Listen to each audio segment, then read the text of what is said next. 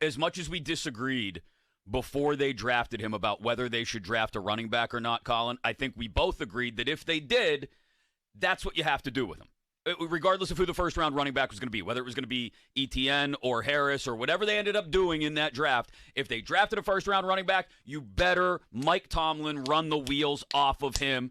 And I got no problem. If they want to give Najee 30 touches a week, give Najee 30 touches a week. I am totally on board with that because right now, as Najee put it there, that's the formula. It for, might for be winning the best games. recipe, and it might be the best design to win as many games as possible, Crowley.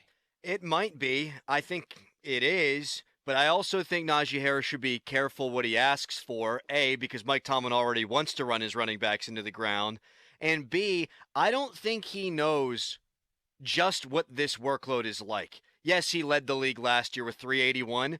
That is the 84th most touches in a single season all time. I mean, It doesn't even come close. And that's back to the era whenever they used to run the football all the time in the 70s and stuff. I mean, they would attempt 11 passes a game at times. The most all-time was 492 by James Wilder in 1984, but Larry Johnson right after that in 2006 with 457. So he doesn't really even know 500 doesn't exist.